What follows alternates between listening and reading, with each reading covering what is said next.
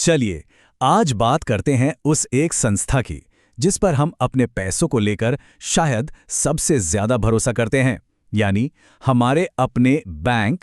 देखने में तो ये बड़ा सीधा सा सवाल लगता है ना, पर इसका जवाब भारत के सैकड़ों सालों के इतिहास में छिपा हुआ है। तो आइए इस पूरी कहानी को परत दर परत खोलते हैं और समझते हैं कि ये बैंक कैसे शुरू हुए और आज इस मुकाम तक कैसे पहुंचे। तो सबसे पहले सबसे बेसिक सवाल से ही शुरू करते हैं। आखिर ये बैंक होता क्या है, इसका काम क्या है? मतलब अगर बिल्कुल आसान भाषा में समझें तो बैंक का सबसे बुनियादी काम है लोगों से पैसे जमा करना और जब वो मांगे तो उन्हें वापस देना। बस यही एक सिंपल सा आइडिया है जिस पर आज पूरी की पूरी बैंकिंग सिस्टम टिकी हुई है।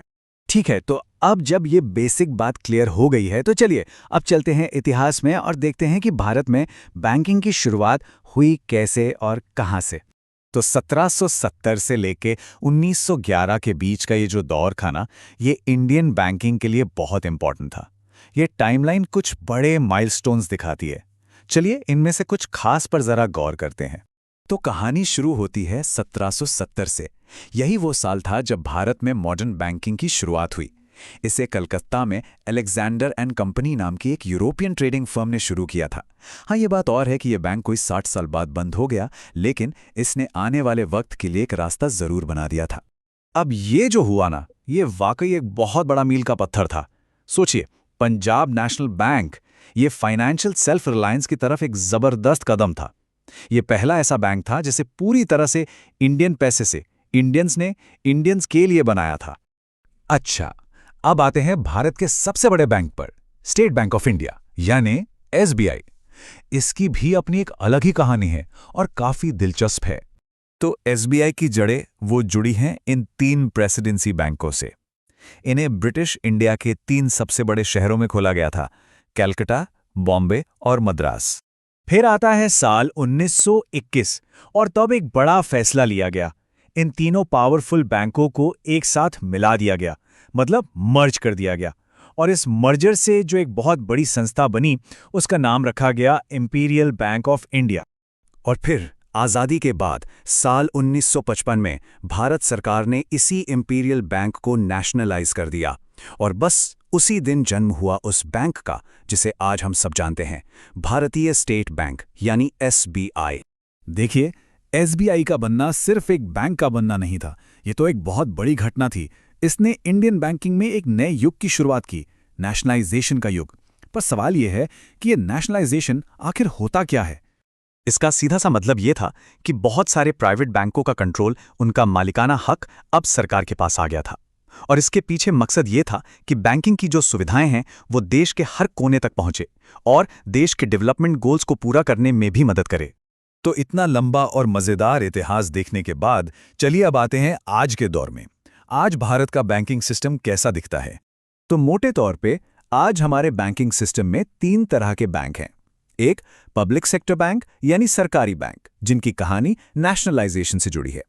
फिर आते हैं प्राइवेट सेक्टर बैंक्स, जो मार्केट में कंपटीशन और नए-नए ऑप्शंस लाते हैं। और तीसरे हैं फॉरेन बैंक्स, जो हमें ग्लोबल सिस्टम से कनेक्ट करते हैं। भारत के ये 12 पब्लिक सेक्टर बैंक्स, ये आज भी हमारी इकोनॉमी की रीढ़ की हड्डी हैं। ये सिर्फ पैसे का लेन देन करने वाली संस्थाएं नहीं है, बल्कि हमारे देश के पूरे इकोनॉमिक स्ट्रक्चर का एक बहुत ही जरूरी हिस्सा हैं। पर यहाँ एक बहुत दिलचस्प सवाल मन में आता है, 20वीं सदी की शुरुआत में ऐसा क्या हुआ था कि अचानक इतने सारे इंडियन बैंक खुलने लगे? इसके पीछे एक बहुत बड़ी हिस्टोरिकल वजह छुपी है, और वो वजह थी स्वदेशी आंदोलन। देखिए, ये सिर्फ एक पॉलिटिकल मूवमेंट नहीं था। इसने लोगों को इंस्पायर किया कि वो विदेशी सामान का बहिष्कार करें और अपने भारतीय उद्योग, स्कूल और हाँ, अपने खुद के भारतीय बैंक खोलें। इकोनॉमिक फ्रीडम की इसी सोच ने, इसी भावना ने बैंकिंग सेक्टर में क्रांति ला दी थी। तो बैंक ऑफ हिंदुस्तान से शुरू होकर नेशनलाइजेशन और फिर आज के डिजिटल युग तक इंडियन बैंकिंग ने वाकई एक लंबा और कमाल का सफर तय किया है। ये पूरा इतिहास हमें सोचने पर मजबूर कर देता है ना, कि इस कहानी का अगला चैप्टर वो कैसा होगा। नमस्कार। कभी सोचा है कि बैंक में रखा पैसा सिर्फ एक जगह चुपचाप पड़ा नहीं रहता, वो तो एक पूरे सफर पर निकल पड़ता है, एक बहुत ही दिलचस्प सफर। आज हम भारत में बैंकिंग के इसी सफर को समझने वाले हैं, एक छोटे से विचार से लेकर देश की धड़कन बन चुकी एक विशाल व्यवस्था तक।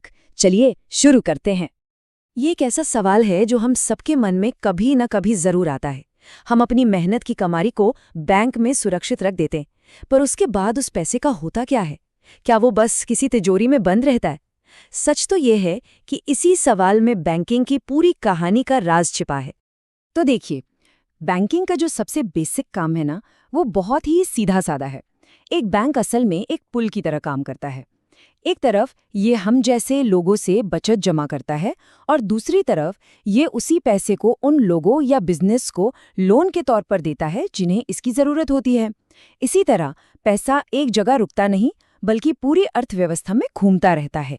अच्छा, अब जब ये समझ आ गया कि बैंक काम कैसे करता है, तो सवाल ये उठता है कि भारत में इसकी शुरुआत हुई कैसे? ये कोई नई चीज नहीं है, इसकी जड़ें बहुत गहरी है।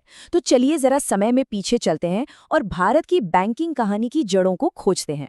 भारत में बैंकिंग की कहानी शुरू होती है 1770 के दशक में, बैंक ऑफ हिंदुस्तान के साथ। लेकिन असली बदलाव की लहर तो तब आई जब 1894 में पंजाब नेशनल बैंक की स्थापना हुई। ये एक बहुत ही बड़ा मोड़ था। और फिर 1905 के स्वदेशी आंदोलन ने तो जैसे भारतीय बैंकिंग में एक नई क्रांति ही ला दी। और हाँ, पंजाब नेशनल बैंक की स्थापना कोई मामूली घटना नहीं थी। ये सिर्फ एक और बैंक नहीं खुला था, बल्कि ये पहला ऐसा बैंक था जिसे पूरी तरह से भारतीय लोग ही चला रहे थे। ये भारत की आर्थिक आज़ादी की लड़ाई में एक बहुत बड़ा और हिम्मत वाला कदम था। इतिहास में एक ऐसा दौर भी आया जब भारतीयों में अपनी खुद के उद्योग और अपनी संस्थाएं बनाने का एक जुनून सा सवार हो गया, और इसी जुनून ने बैंकिंग को भी एक नई दिशा दी। क्या कोई अंदाजा है कि वो कौन सा ऐतिहासिक आंदोलन था? बिल्कुल सही, वो था स्वदेशी आंदोलन। इसका नारा ही था, अपने देश का अपनाओ।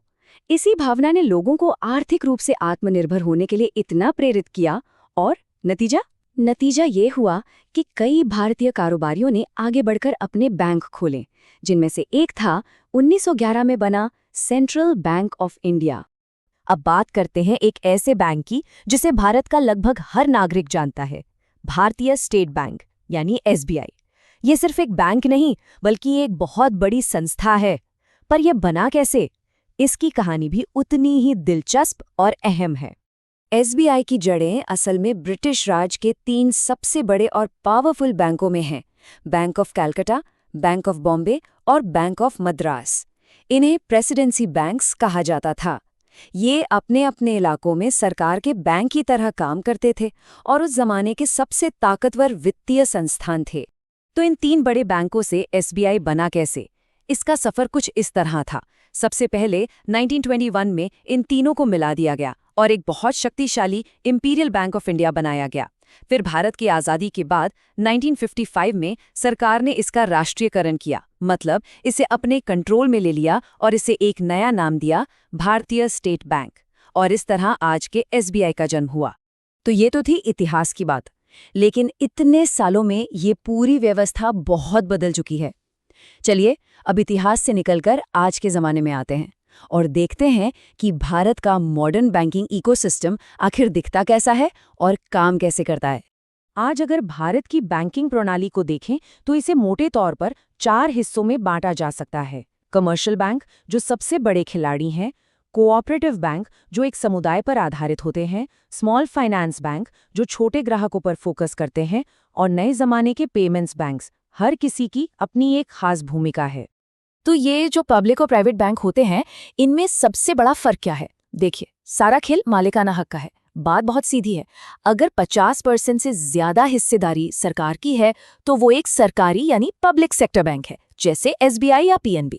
और अगर 50% से ज्यादा हिस्सा निजी लोगों के पास है तो वो एक प्राइवेट सेक्टर बैंक है, जैसे HDFC या ICICI बैंक। और यही जो अलग अलग तरह के बैंक है ना, यही इस पूरे सिस्टम की असली ताकत है। कमर्शियल बैंक्स तो अर्थव्यवस्था की रीढ़ की हड्डी हैं। सहकारी बैंक एक समुदाय की तरह अपने सदस्यों के लिए ही काम करते हैं। स्मॉल फाइनेंस बैंक उन छोटे ग्राहकों और कारोबारियों तक पहुंचते हैं जहां बड़े बैंक शायद नहीं पहुंच पाते। और पेमेंट्स बैंक्स, वो तो समझिए मोबाइल में बैंक की तरह है, जो डिजिटल पेमेंट को आसान बनाते हैं। पर हाँ, याद रहे, ये लोन नहीं दे सकते। हमने इतिहास देख लिया, आज की बनावट भी समझ ली, पर सवाल ये है कि इन सब का मतलब क्या है? आखिर ये पूरा बैंकिंग सिस्टम एक आम इंसान और देश की तरक्की के लिए इतना जरूरी क्यों है? चलिए इसे समझते हैं। देखिए, बात बहुत सीधी सी है। चाहे कोई एक छोटी सी यूपीआई पेमेंट हो या कोई बड़ी कंपनी हजारों करोड़ का निवेश करें, ये पूरा का पूरा बैंकिंग सिस्टम ही पैसे को सही जगह और सही समय पर पहुंचाता है। ये हमारी छोटी छोटी बचत को देश के बड़े बड़े सपनों में निवेश करता है और इसी से विकास का पहिया घूमता है। और अब आखिर में एक सवाल, जैसे जैसे भारत की अर्थव्यवस्था और टेक्नोलॉजी बदल रही है, क्या लगता है आने वाले भविष्य में इन अलग-अलग तरह के बैंकों में से कौन सा बैंक भारत के विकास की कहानी लिखने में सबसे बड़ी भूमिका निभाएगा?